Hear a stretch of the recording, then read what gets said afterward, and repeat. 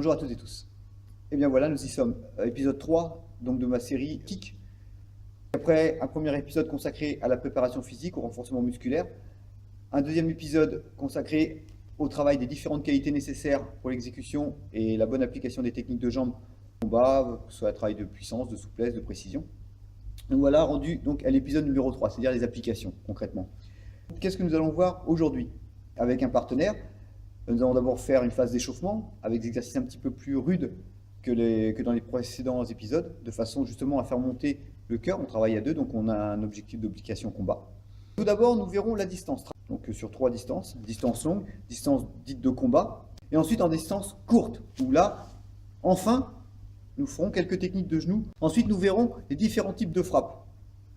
Les différents types de frappes, c'est simple, donc les touches, dont j'ai déjà parlé aussi dans l'épisode 1 et plus dans l'épisode 2, également ensuite les frappes, donc les frappes, les techniques plus appuyées. Les utilitaires, ça va être le travail en fait que l'on a vu dans l'épisode 2, mais que nous travaillerons. Donc, troisième point que nous verrons, les utilitaires avec partenaire, que ce soit le travail de précision sur les pattes d'ours, où là nous rajouterons quelques petits éléments supplémentaires pour un travail beaucoup plus dynamique et plus proche de la réalité, et le travail également sur PAO, qui nous permettra de libérer un peu plus de puissance, mais toujours avec un partenaire. Enfin, nous verrons sur quelques enchaînements les attaques et les défenses, que nous aurons déjà donc abordé dans le premier sujet avec les distances. Mais là, nous travaillerons plus sur des enchaînements, des combos assez simples, uniquement sur de la percussion. Je n'enchaînerai pas avec des techniques de projection, des techniques de ciseaux. Voilà, maintenant, il n'y a plus qu'à. On se donne rendez-vous pour l'échauffement.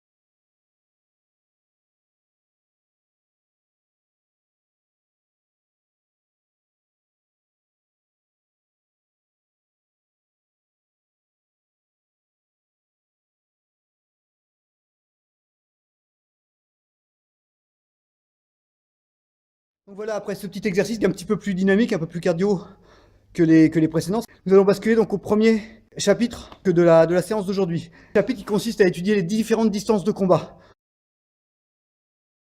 Nous allons commencer par une distance dite longue, donc nous on n'est pas à portée de l'adversaire, il va falloir allonger nos techniques de frappe, donc nos techniques de jambes. Ensuite, nous passerons à une distance dite de combat, c'est-à-dire que, aussi confortable soit-elle pour moi, dans le sens où mon adversaire, je m'arrange pour qu'il soit toujours à portée de mes coups, à l'inverse, je suis également à la portée de ses coups. Et enfin, la distance courte, c'est-à-dire que j'ai réussi à réduire la distance avec mon adversaire, je crains moins ses frappes lourdes. A contrario, je vais être obligé de modifier mes techniques et privilégier les techniques de genoux. On inclut aussi les techniques de membres inférieurs, à savoir les genoux. Commençons par les distances longues. Je ne peux pas toucher mon partenaire. Je vais être obligé, pour ce faire, de réduire la distance, soit en feintant et réduire la distance, soit en utilisant dans mon arsenal de techniques de jambes des techniques dites longues.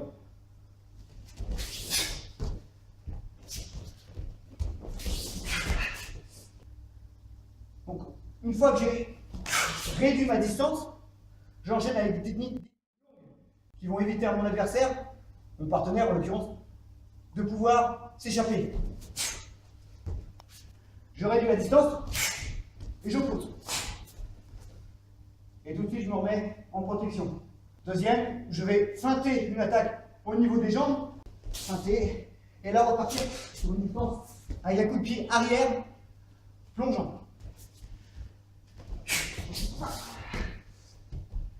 Nous allons maintenant voir la deuxième distance, la distance dite de combat, aussi sécurisante qu'elle peut l'être pour moi, puisque mon adversaire sera à distance tant de mes membres supérieurs que de mes membres inférieurs, que dangereuse, puisque si il est à distance de mes coups, je suis forcément à distance des siens. Donc, il est à distance de mes coups.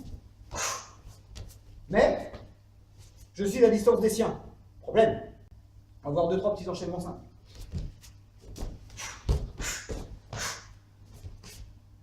Deuxième.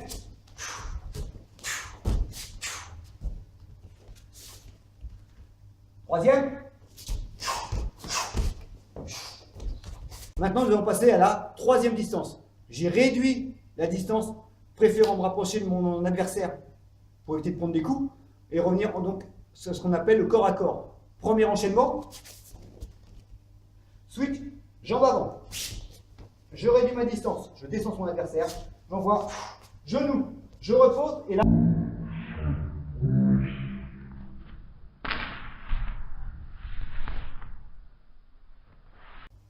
Switch, saisie, genou, repose, et ici je vais venir pivoter simplement.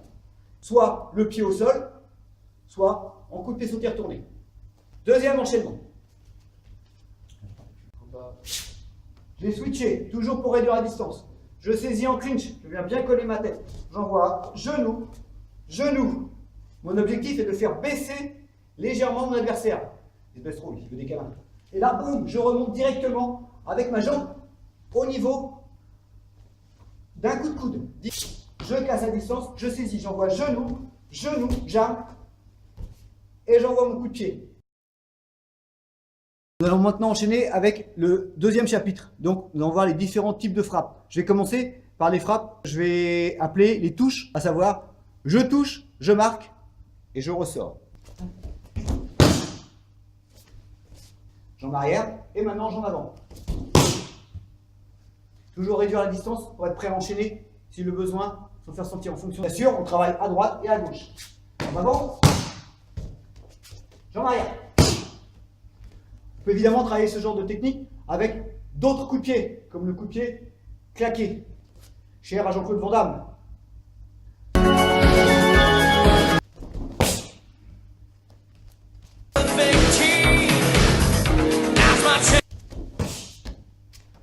Là, qu'à titre personnel, je privilégie avec la jambe de devant.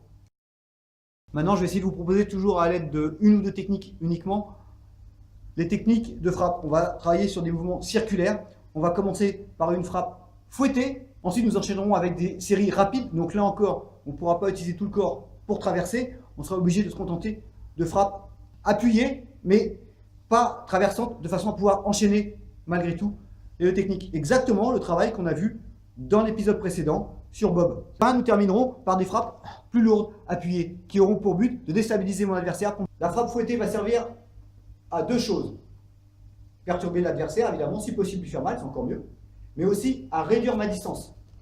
Donc j'aime bien toujours fouetter, circulaire, ça va de soi. Voilà, je ne cherche pas à traverser mon adversaire, je cherche à le perturber pour pouvoir enchaîner. Juste un petit focus sur la différence entre la touche, je frappe, j'ai marqué mes points, je ramène, je ressors, et le coup fouetté. Imaginez un adversaire avec une garde bien serrée, des bras qui vont bien, un bon bouclier. Voilà, je vais venir frapper, enrouler ma jambe, fouetter ma technique et venir chercher sur l'arrière, ici. À savoir mon pied qui va venir contourner. Le tibia va venir frapper l'avant-bras, le bras, et le pied va venir frapper derrière.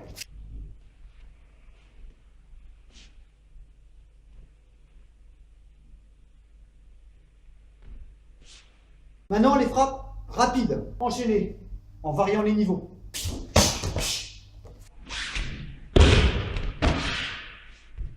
Enfin, la frappe lourde. On n'est pas encore dans une frappe où on arrache la jambe, dans une frappe où on va chercher vraiment à casser la structure de sa position, afin de le perturber et en même temps de se créer des ouvertures. Donc là, toujours pareil, frappe préconisée avec le tibia. Et je vais tout de suite chercher à enclencher le genou de façon à pouvoir venir appuyer avec tout mon corps. Voilà, vous voyez, sa position est déstructurée sur l'impact.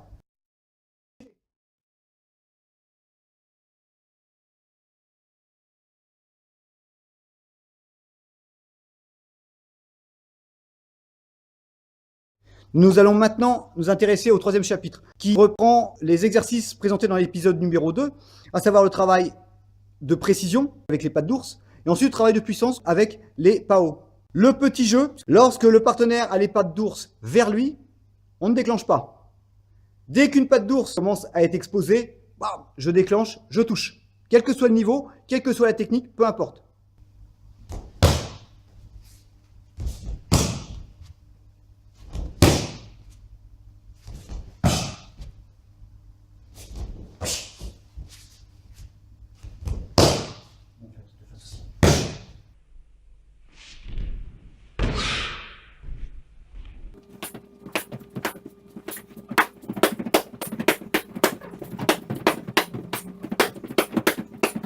Maintenant, nous allons passer au travail avec les PAO. Donc là, le partenaire, il a un rôle un peu plus important. C'est lui qui va m'indiquer le nombre de coups qu'il souhaite. Donc forcément, ça va être des coups plus lourds, puisque les protections sont adaptées. Mais il peut me demander de doubler en circulaire, faire un coup à gauche, un coup à droite, et j'essaie d'envoyer un peu plus puissant à chaque fois. 2,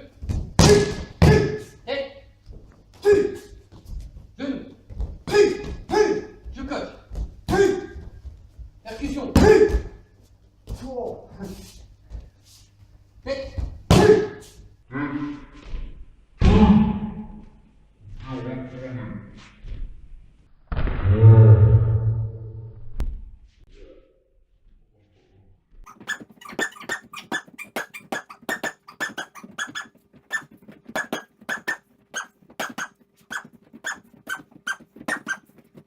Donc maintenant, nous allons passer au travail d'enchaînement, les combos. Même principe, utilisation des pattes d'ours ou des boucliers et enchaîner des mouvements donc qu'on va plus ou moins avoir en tête. Ben voilà, on montre un enchaînement 2. Donc, circulaire jambe avant, circulaire jambe arrière, coup de pied retourné, enchaîné, technique circulaire dans les jambes. Deuxième. Et toujours les protections. Troisième. L'intérêt de répéter l'enchaînement plusieurs fois, c'est que de fil en aiguille, on s'améliore. Et l'enchaînement, nous allons rester sur un travail plus en ligne. Commencer par un coup de pied devant, front kick. Je vais enchaîner avec un coup de pied redescendant, monter, redescendre, pour enchaîner ensuite avec un coup de pied arrière.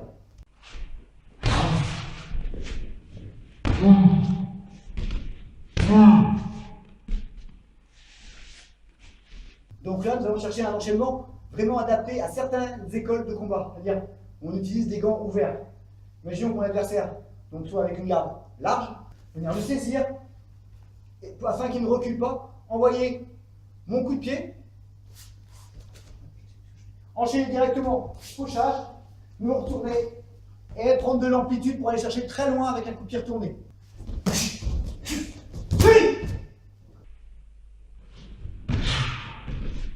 Et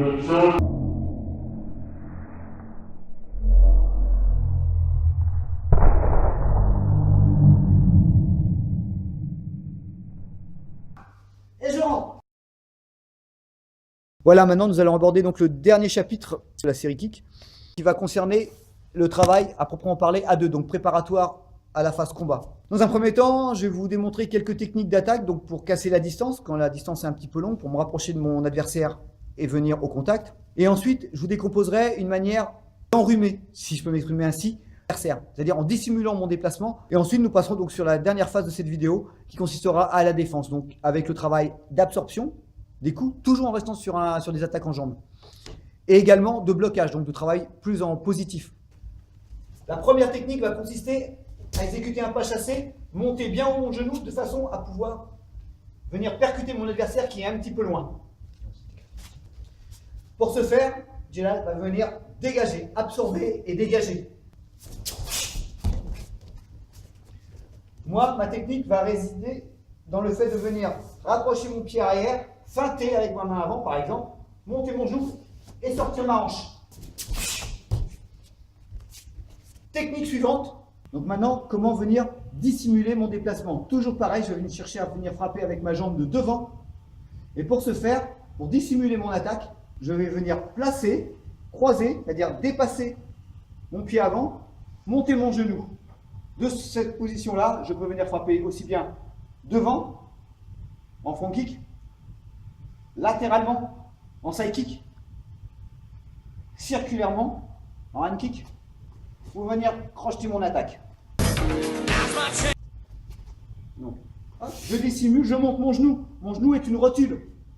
Et de là, je vais pouvoir travailler comme je le souhaite. Application. Si je suis en garde, je viens croiser. Attention, je ne reste jamais en combat en position croisée. Je ne fais que passer très rapidement. Je place, monte le genou et je pousse avec mon bassin, soit devant, soit latéralement, soit circulaire. Pourquoi pas crocheter.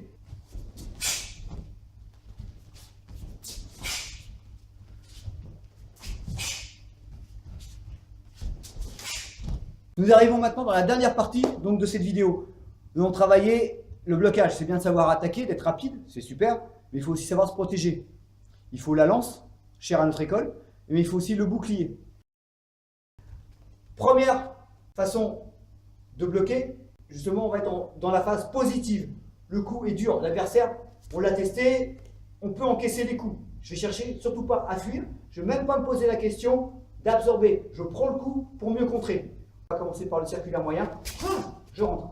L'important, c'est de bien penser à contracter au moment de l'impact et de répartir la frappe sur l'avant-bras, sur le bras et non de venir bloquer la jambe contre un bras.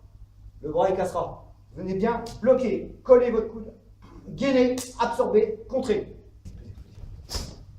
Là, je cherche à contracter au moment de l'impact pour pouvoir casser la distance et riposter. On va faire le même au niveau de la jambe. Et là, je vais chercher à m'enraciner dans le sol. Là, j'en prends un, j'en prends deux, j'en prends pas 36 comme ça. Mais là, on est sur une phase où je bloque, je contre. Je cherche même pas à absorber le coup, je cherche simplement à le bloquer pour contrer. Voilà pour le côté positif, dur, à faire vraiment en dernier recours. Des fois, on n'a pas le choix. On gagne, on bloque, on riposte. Là, maintenant, on a anticipé la technique. On voit le coup partir, l'adversaire est moins rapide, on ne nous surprend pas. On va chercher à intercepter le mouvement, c'est-à-dire à l'accompagner. Là, le simple fait, doucement, d'accompagner le mouvement va me permettre tout de suite de limiter l'impact et la violence du coup.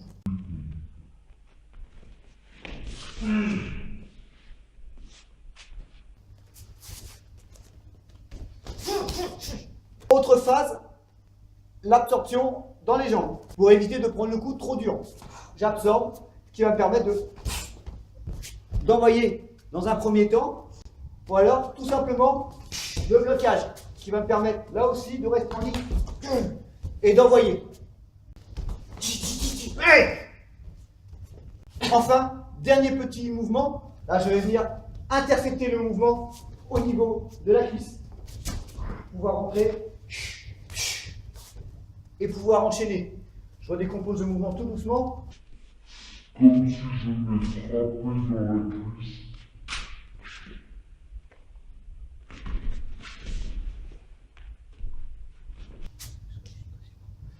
C'est technique que s'achève la série que j'ai intitulée Kick, les coups de pied que vous rêvez d'exécuter. J'espère vous avoir apporté quelques outils pour réaliser ces techniques de jambes. Si vous souhaitez que j'intervienne sur d'autres sujets, n'hésitez surtout pas à me laisser des commentaires, donc dans la barre de commentaires. Si cette vidéo vous a plu, je vous remercie d'avance d'appuyer sur le petit pouce bleu. Ça fait toujours plaisir et puis ça permet de nous encourager à continuer à faire des vidéos gratuitement. Et surtout, pour ne rien rater de l'actualité de Form4Health, veillez à bien appuyer sur la petite cloche. Ainsi, vous recevrez toutes les notifications dès que je publierai une nouvelle vidéo.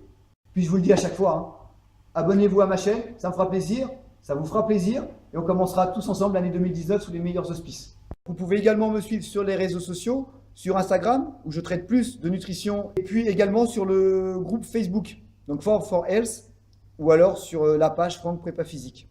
Sur ce, je vous souhaite encore une bonne et heureuse année 2019 et je tenais avant qu'on ne se quitte à remercier Jelal.